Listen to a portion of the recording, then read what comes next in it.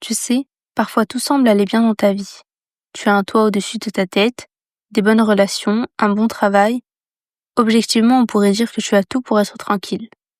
Pourtant, il y a ce vide, ce creux qui s'installe doucement, presque sans bruit, comme une ombre discrète dans les moments où tu es seul avec toi-même. Ce vide, ce n'est pas forcément une douleur qui hurle, ni un désespoir explosif. C'est souvent une sensation bien plus subtile, un manque de saveur dans ce que tu vis, une absence de cette joie profonde qui rend la vie lumineuse, un sentiment étrange de déconnexion, comme si une partie essentielle de toi s'était éloignée sans que tu puisses vraiment dire quoi. Parfois, c'est ce poids léger dans la poitrine, cette fatigue sourde qui ne s'en va pas, un ennui qui te ronge doucement, presque à ton insu.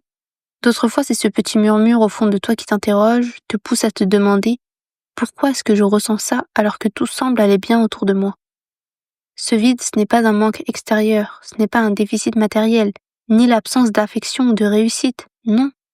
Ce vide, c'est un appel intérieur, un écho venu de très loin, du fond de ton être, là où tu n'as pas l'habitude de poser ton regard. Beaucoup essayent de remplir ce vide avec du bruit, des distractions, du mouvement permanent, mais rien n'est fait. Parce que ce vide n'est pas un trou à boucher avec quelque chose de nouveau, c'est plutôt une invitation à revenir à ce qui est déjà là. Cette présence immobile, cette source silencieuse en toi, profonde et vraie, même si ton esprit t'a fait croire que ce n'est pas le cas.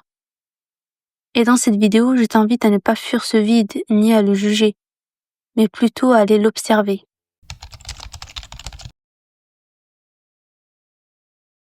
Ce vide, cette sensation qu'on ressent parfois, est souvent un endroit que l'on redoute, parce qu'on a appris depuis longtemps à le fuir.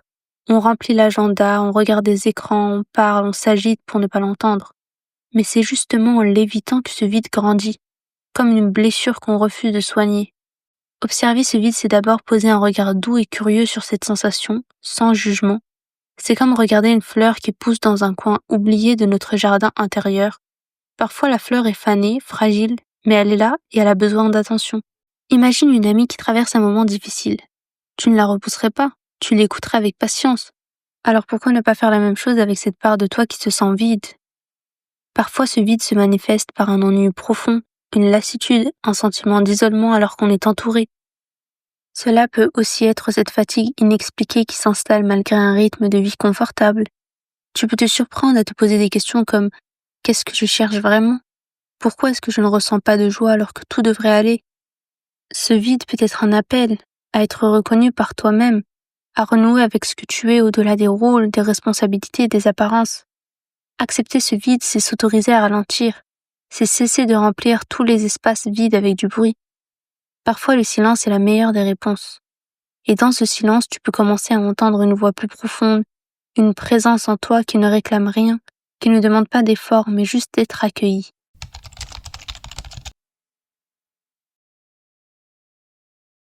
Tu ressens ce vide, cette absence qui te ronge même quand la vie semble correcte, même quand tout devrait aller.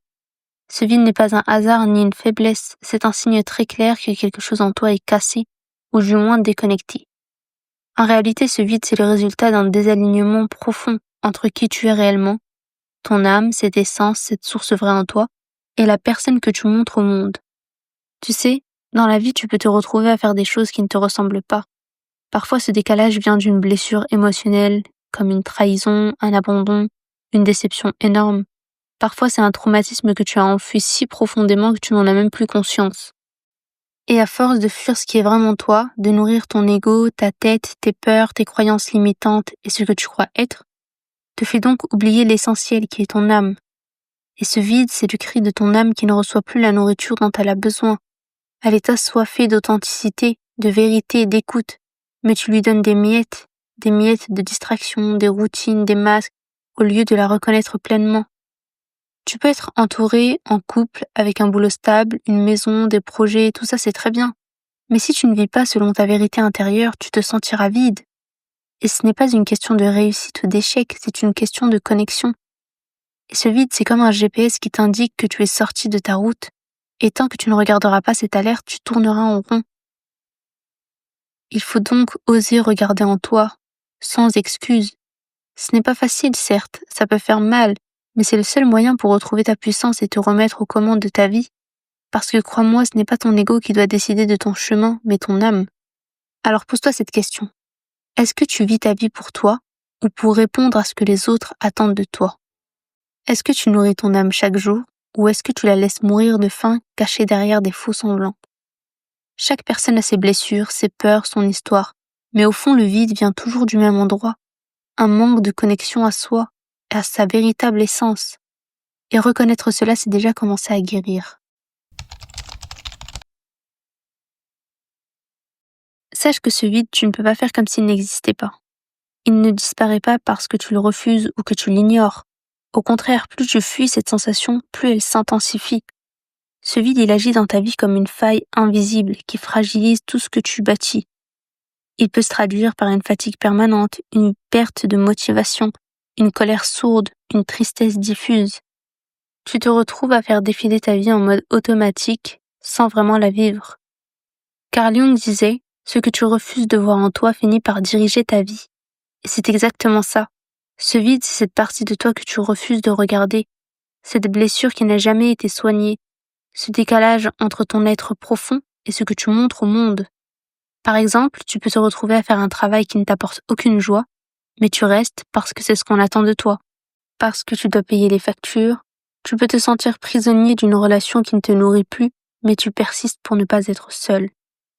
À l'intérieur, tu sais que ça ne colle pas, que ce n'est pas ton chemin, mais ce vide, ce manque de connexion à toi-même te pousse à fermer les yeux et à te mentir. Et ce qui est terrible, c'est que ce vide peut aussi créer une dépendance aux distractions, à la suractivité, aux plaisirs éphémères qui ne comblent jamais.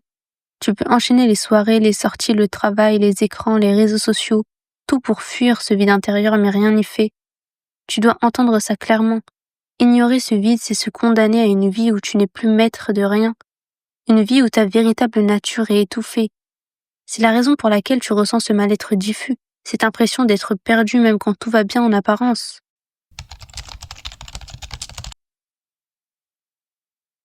Tu ne peux pas régler ce vide avec des solutions superficielles. Ce n'est pas une pause vacances qui va suffire. La seule vraie solution, c'est de te réaligner avec ton âme. Et ça demande du courage, le courage de te regarder en face, de reconnaître ta blessure, d'arrêter de fuir. Je vais te donner les clés concrètes pour commencer à te réaligner. Sache que ce ne sont pas des solutions magiques ni des formules toutes faites, mais des étapes simples, claires, que j'applique moi-même et que je te conseille d'essayer avec honnêteté et courage. Le premier point, c'est d'arrêter le pilotage automatique et se reconnecter au silence intérieur. Parce que quand on est en pilotage automatique, on tourne en rond sans même s'en rendre compte. Tu peux avoir une vie remplie d'activités, de projets, de personnes autour de toi, mais si tu n'écoutes jamais ce qui se passe en toi, ce vide va alors grandir. Alors la première étape, c'est de faire une pause, pas une pause superficielle, mais une vraie pause où tu te poses, tu te débranches du monde extérieur, même 5 minutes par jour. Par exemple, ça peut être une respiration consciente, un moment de méditation, ou juste un silence où tu ne cherches pas à remplir l'espace. Et c'est dans ce silence que tu peux commencer à entendre ta vérité intérieure et ta source profonde. Le deuxième point, c'est de regarder honnêtement ce qui crée ce désalignement avec ton âme. Parce que ce vide ne tombe pas du ciel. Il est souvent lié à des blessures émotionnelles que tu as peut-être enfuies, à des croyances fausses que tu as intégrées, du genre je ne suis pas assez, je dois plaire, je ne mérite pas.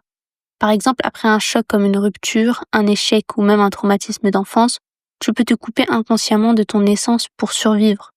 Ce n'est pas facile de mettre le doigt dessus, mais c'est vital. Regarder en face, c'est être honnête avec soi-même et c'est arrêter de se mentir. Le troisième point, c'est apprendre à poser des limites fermes. Parce que beaucoup de vide vient du fait qu'on donne trop aux autres ou qu'on se laisse imposer des choses qui ne nous correspondent pas. Dire non, c'est se respecter. Par exemple, si tu acceptes un travail, une relation, une situation, juste par peur du conflit ou du rejet, alors tu t'éloignes un peu plus de toi-même. C'est dur, mais c'est nécessaire. Apprendre à dire non, c'est protéger ton espace intérieur, ton énergie et ta connexion avec ton âme. Le dernier point, c'est choisir des actions qui reflètent ta vérité profonde.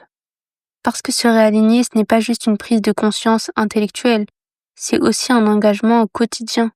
Ça veut dire prendre des décisions, parfois difficiles, mais qui vont dans le sens de ce que tu es vraiment. Par exemple, changer une habitude toxique, revoir ta façon de t'exprimer, ou t'entourer de personnes qui te nourrissent vraiment. Ce n'est pas facile, mais c'est la seule manière de combler ce vide sur le long terme.